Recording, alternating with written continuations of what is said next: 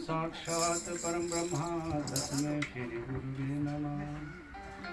ध्यानमूलं गुरुमूर्ति पूजामूलं गुरुवरं मंत्रमूलं गुरुवाक्यं मोक्षमूलं गुरुविवा। वर्णानामर्थसंघानां रसानां छन्दसामपि मंगलानाम तु करतारो वंदे गाणी नायको। रमण गुरु महाराज की जय। कृष्ण कन्हैया लाल की जय। सबसे पहले आपको बहुत बहुत बधाई हो इस मंगल कार्य करने के लिए। हमारे सनातन परंपरा में शादी दो प्रकार से की जाती है। एक जो राम भगवान के द्वारा हुई है, दूसरा शिव शक्ति की जो शादी हुई है। इसी परंपरा से हमारे शादियां होती है भारत में। अब देखिए उनका चरित्र कैसा था, राम भगवान जी का चरित्र कैसा था, मर्यादा पुरुषोत्तम। हम हमारी भगवती माता जी विराजमान है, ये किस रूप में क्या क्या कौन यहाँ विराजमान है ये हम इस आंखों से नहीं देख पाते। ये बहुत ही दिव्य विभूतियाँ यहाँ विराजमान हैं, हमें देख रही है, हम उन्हें देख नहीं पा रहे। बहुत सी चीज़ें संसार सागर में। तो जैसे राम भगवान का चरित्र था, जैसे माता जी राम भगवान जी के साथ रहे, उनका कैसे आपस में समन्वय था। देखा होगा, रामायण सुनी होगी, पढ़ी होगी, आजकल तो आती है टीवी में भी। जब भी कोई शादी होती है तो हम ये दुआ करते हैं कि हमारे घर में सीता माता की तरह भारे आए। ये तभी हो सकता है जब गुरु की कृपा हो या माँ भगवती का आशीर्वाद हो। राम भगवान के जन्म भी माता भगवती के आशीर्वाद से हुआ था। ये है, हम यहाँ आए हैं महाराज जी की आज्ञा के अनुसार। हमें उन्होंने भेजा है, हमें खुद नहीं पता हमारे साथ कौन कौन सी हमारा गुरु जी की शक्ति विराजमान है, हमें भी नहीं पता। हम आपकी तरह आए हुए हैं, कैसे किसका उद्धार हो रहा है हमें खुद नहीं पता। जहाँ गुरु परंपरा होती है वो समुद्र होता है, वहाँ एक चीज़ की दवा नहीं मिलेगी आपको, वहाँ सब चीज़ की दवा है। समुद्र में हर चीज़ है, पत्थर है, कंकर है, हीरे है, मोती है। आपके ऊपर करता है आप किस चीज़ को जीवन में लेना चाहते हो। तो हमारे एक किसी ने बड़ा खूब कहा है, कहते राम जैसे नहीं देवता, लक्ष्मण जैसे नहीं वीर, सीता जैसी नहीं भार्या, गंगा जैसे नहीं नीर। ये बहुत ही सदियों में या युगों में एक बार पैदा होते हैं पुरुषोत्तम राम। हम अपने गुरु जी की अनुकंपा से महाराज जी की, माता रानी की ये दुआ करते हैं कि यहाँ पर लक्ष्मी का आगमन हो, सीता जैसी भारे हो, आपका परिवार बहुत फला फूला रहे, आप इस परंपरा से जुड़े हो। बहुत बड़ी सनातन धर्म में अपने आप में बहुत बड़ा एक खूबसूरत धर्म कहो, इसको बहुत बड़ी चीज़ है। हम जिस परंपरा से जुड़े हैं सनातन धर्म से, हमें अपने आप को बताने की ज़रूरत नहीं किससे जुड़े हुए। हमारे पूर्वज थे, आज बहुत ही इतने बुद्धिजीवी आदमी हो गए, अपनी परंपरा से दूर जा रहे हैं। सोशल नेटवर्क में बहुत से आदमी आते हैं, बोलते हैं, उनके फॉलोअर्स करते हैं। बोलना आसान है। जिस ऋषि मुनि ने पूरे पुराण पढ़ पढ़ के बहुत सी गूढ़ रहस्य छोटी सी चीज़ें निकाली, तो उन्होंने अपना पूरा समय दिया होता रामायण के लिए या किसी पुराण के लिए, तब एक छोटी सी चीज़ निकालते हैं वो आदमी को समझाने के लिए। गृहस्थ जीवन एक ऐसा है, आप कभी भी पूरी तरह से कि शास्त्र का अध्ययन नहीं कर सकते। जीवन यापन करने के लिए, जीवन निर्वाह करने के लिए आपको अपने परिवार का निर्वाह भी जरूरी है। इसलिए जो संत महात्मा लोग होते हैं, इन्होंने ऐसे गूढ़ रहस्य से शास्त्र का अध्ययन किया होता है। उस शास्त्र में कौन सी चीज़ें आपको अच्छे प्रयोजन लायक है वही आपको बता सकते हो। अगर आप पूरा पढ़ा जाए तो नहीं पढ़ सकते। ये है आजकल बहुत बड़ी संस्कार आपको पढ़ाई करके नहीं आएंगे। संस्कार आपको 2 घंटे जोत जाके संस्कार नहीं आएंगे। आपका बेटा 4 घंटे जोत जगा रहा है, आपको संस्कार आएंगे। संस्कार आते हैं या पूर्व जन्म का संबंध हो या किसी गुरु की परंपरा में जुड़ा हुआ आदमी हो, तभी संस्कार आते हैं बच्चों में। ये मत सोचना है कि हमारा बच्चा 1 घंटा धूप जगा रहा है, कुछ आरती बोल रहा है, स्तोत्र बोल रहा है, इससे संस्कार कभी नहीं आता। संस्कार से ही आपकी सेवा हो। आप इतने माता भाई बहनें बैठे हुए हैं, जरूरी नहीं है कि हमारे बच्चे हमारी सेवा करें। क्या लगता है? जरूरी नहीं है। आप अपने बच्चों से कितना लाड कर रहे हो। जो ये अर्थ है, संसार सागर में 4 चीज़ें हैं, अपना धर्म, अर्थ काम क्रोध। जीवन में सिर्फ दो की प्रधानता है, अर्थ और काम की। कलयुग में अर्थ और काम के पीछे ही लोग भाग रहे हैं, धर्म और मोक्ष के पीछे कोई भाग ही नहीं रहा, जो सबसे बड़ा सत्य है। हमारे महाराज जी थे, हमारे महाराज जी कहते बेटा, जिंदगी में अगर संसार सागर में जीना है, अभी हमारी बात हो रही थी पंडित से, सिर्फ धन और अपनी काया से ही आप संसार सागर सुखी कर सकते हो, अर्थ और शरीर से, मन से नहीं कर सकते आप। इसलिए मन को परमेश्वर में लगाओ, कभी दुखी नहीं होंगे आप, कभी भी।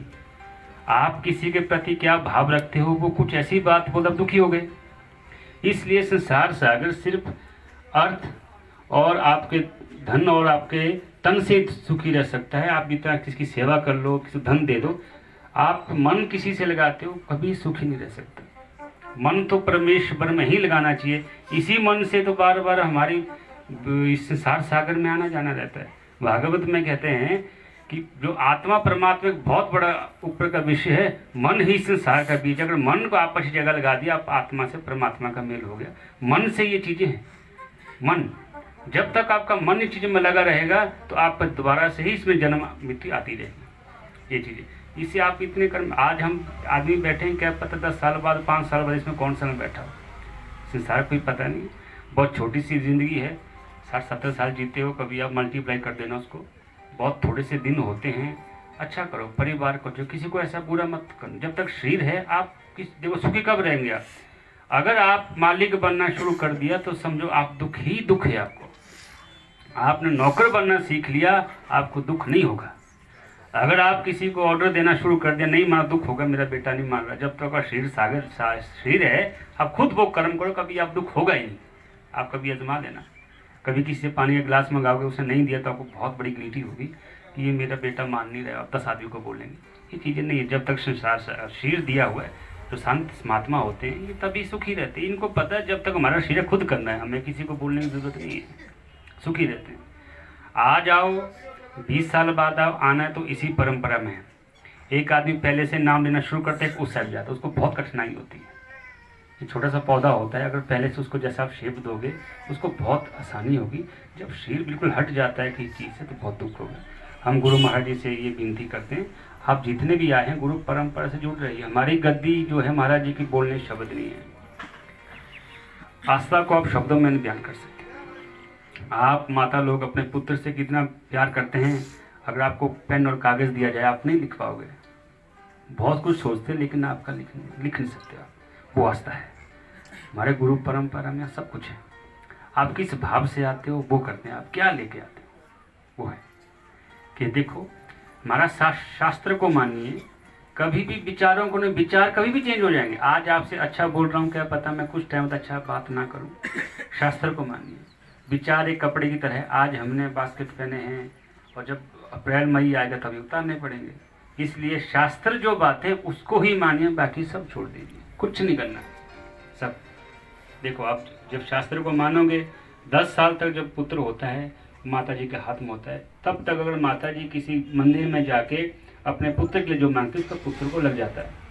10 साल के ऊपर जब पुत्र हो जाता है, फिर वो अपने कर्म को निर्धारित हो जाता है। इससे 10 साल तक जितना आप हो सके अपने बच्चों को संस्कार दीजिए। अच्छे स्कूल भेजने से अच्छा है किसी गुरुकुल के हर महीने में अच्छी संक्रांति में माथा टेको। जितना मस्तक झुकता रहेगा, उतना संस्कार आते रहेंगे। आजकल लोग पैदा होने से पहले अपने बच्चों को विषय तैयार कर लेते हैं। अच्छे कॉन्वेंट स्कूल में पढ़ाना है, वो नहीं, पढ़ाना अलग चीज़ है। संस्कार दो, संस्कार सब कुछ। भगवान राम जी कौन सा PhD की संस्कार था? श्रवण कुमार से अपने माता पिता की सेवा की थी, कोई संस्कार। आज वो अमर है, ऐसे जीते सब है। अगर आप परमात्मा को ही भजते हुए जियोगे, अमर हो जाओगे। कभी आप घर जाओगे, कहते हैं हमारे दादाजी इतने सम्मानित थे, हमेशा महाराज जी की गुणगान करते थे। आज कम से कम 10 पीढ़ी तक याद रहते वो, क्योंकि उनके कर्म थे वो।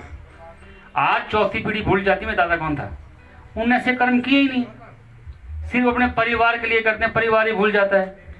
इसलिए ऐसे कर्म कीजिए, अपने जितने क्षेत्र है ऐसे कर्म कीजिए। आज गौ माता इतना है दुखी, ऐसे कर्म कीजिए ताकि नाम तो रहे, चाहे 10 चीज, ताकि हमारे 10-200 पीढ़ी तक याद तो रहे कम से कम। जितने पितर को याद करते रहते उतने खुश रहते हैं। जितने पितर को हम याद करते रहेंगे, उतनी उनके आशीर्वाद रहते हैं। ये हमारी मूर्ति है, पितरों से पवित्र होते, पितर ही आते हैं वापिस। ये कोई नई चीज़ नहीं है। आप कैसे कर्म करते हो वो आते हैं। आप अभी जी रहे हो, अभी आपका, अभी मत सोचो आप अभी जो करो अभी मिलेगा, ये ऐसा नहीं है। अभी आप जो कर्म करोगे ये आपका प्रारब्ध करे भाग्य बनेगा।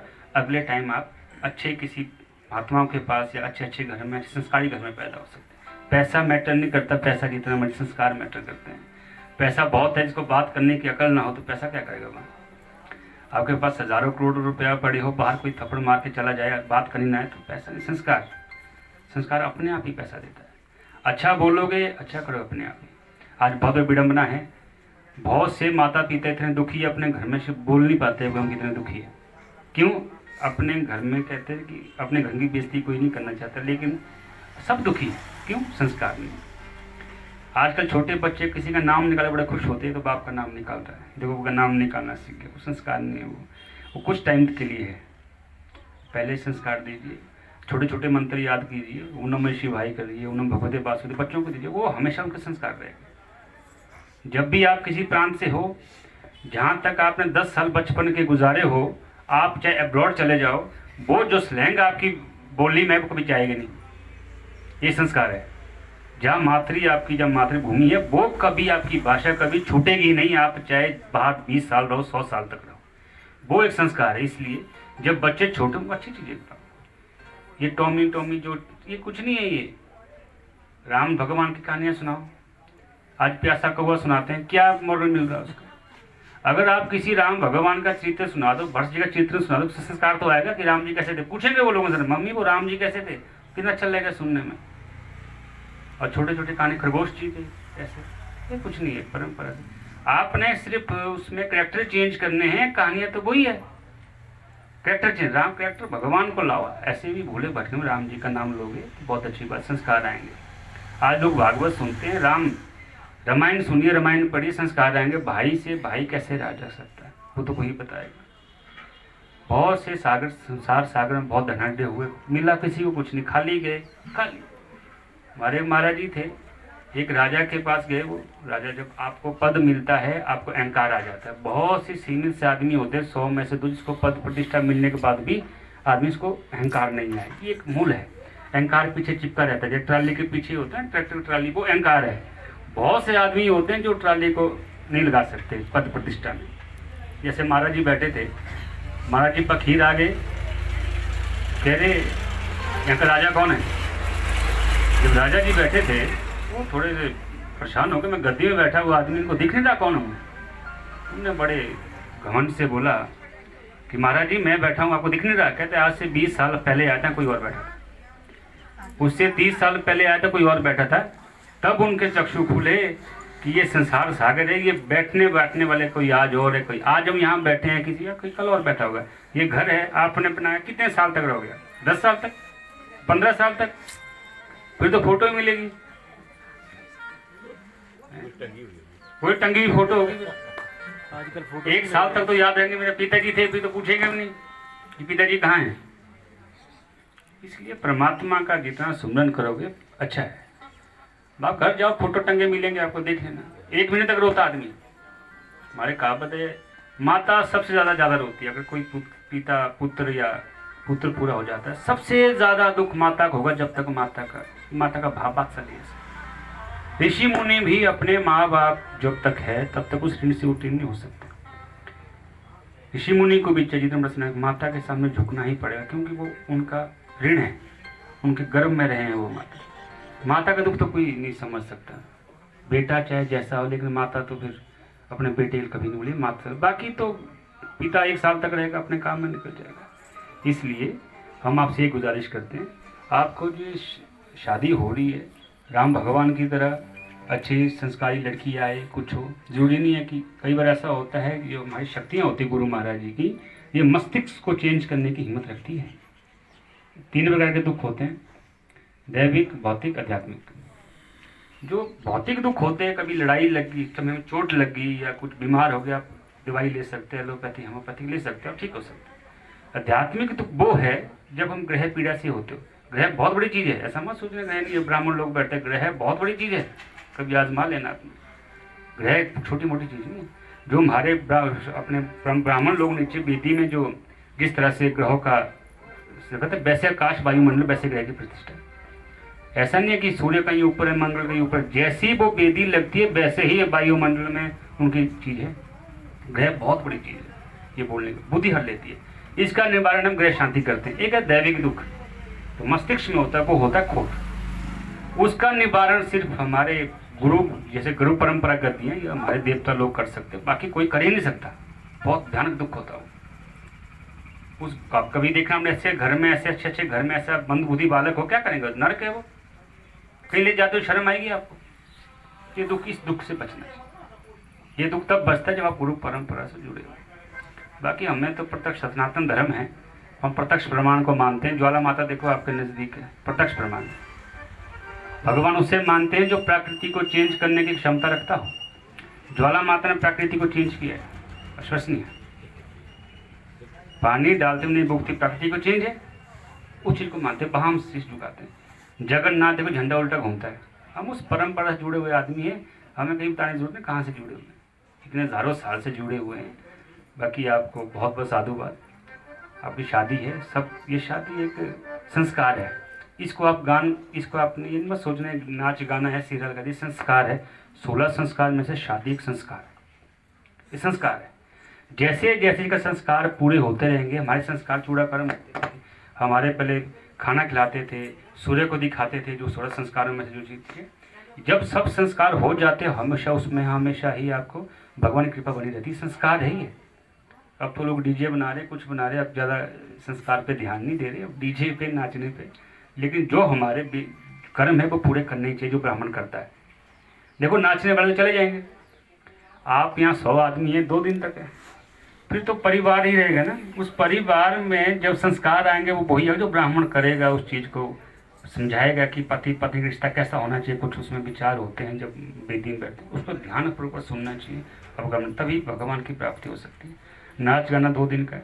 नाचना तब तक जब तक शरीर है, जब टांगों में दर्द हो जाएगी, जितना अच्छा म्यूजिक बजा तो मन भी करेगा तो उठ ही नहीं पाओगे आप। इसलिए नाम जपना जरूरी है। आप मरते दम तक नाम जब तक गुरु महाराज जी नाम देते हैं, जब शय्या में पड़े हो आपके मन में जप रख सकता है। नाचना तो विष्णु पिता माँ जी कहते हैं, नाचना तो तब तक जब आपका शरीर है, गाना तब तक है जब तक आपके दांत है। ये तो नश्वर है, क्या पता दांत 50 साल में खत्म हो जाएगा, फिर टांगे 40 साल में फंस जाए। इसलिए नाम ही सबसे बड़ी चीज़ है। नाम जब आप जपोगे ना, अपना अपना निखार आ जाएगा, शांत हो जाओगे आप। जब भगवान की प्राप्ति हो तब शांत होना शुरू हो जाओगे कि शांत है, कुछ नहीं दुनिया। जब शांति मिल गई तो परमानंद है। बाकी हम गुरु जी से माता रानी से आशीर्वाद, सब जितने भी आए हैं सबको माता रानी आशीर्वाद बनाए रखे। जैसे यहाँ पे अभी शादी हो रही है, ये हो रहा है, सबके घर में ऐसी खुशियाँ दे माता रानी। सब आए हो अपने अपनी भक्ति लेके, सब हर मन में कुछ न कुछ होता है। माता रानी के चरण पर सब देने वाली यही है। माता को देवी रूप में मत मानो, कोई प्रसन्न नहीं होगी। हम ये सोचे देवी रूप में हमने माता को माना, कोई देवी को प्रसन्न करना बहुत मुश्किल है, बहुत सी चीज़ें। आप माता को एक माँ के रूप में मानो, आप पुष्प पे चढ़ा दो। जैसे माँ होती है ना छोटे से, वैसे माँ का ऊपर उस रूप में मानो तो माँ प्रसन्न ही प्रसन्न, कुछ मत चढ़ाओ। आप देवी रूप में मानोगे तो फिर प्रसन्न नहीं होगी, ये उसके नियम है, परंपरा है ऐसी है। माता के रूप में मानोगे सब कृपा। वो नहीं आपको लॉटरी मिल जाए कि 100 करोड़ मिलेगा, 10 करोड़ मिलेगा, कृपा उसे नहीं कहते हैं। कृपा वो है जो आपकी सोची हुई चीज़ अपने आप ही पूरी हो जाए, पता नहीं चला, वो कृपा होती है परमात्मा की। ये ध्यान देना, कृपा वो है सोची हुई चीज़ पूरी हो जाए, बस सबसे बड़ी कृपा। जैसे कामधेनु होती, जब चाहे दूध ले लो आप। अगर आप 100 किलो दूध इकट्ठा करोगे तो 2 दिन तक बचाओगे, फिर तो फट जाएगा। तो कामधेनु की तरह कृपा होती है, जब आपको जरूरत हो तभी ही परमात्मा किसी न किसी रूप लेके आपकी वो जरूरतें पूरी करेगा। वो है, समझो आपका कृपा है। बोलो ब्रह्म गुरु महाराज की जय।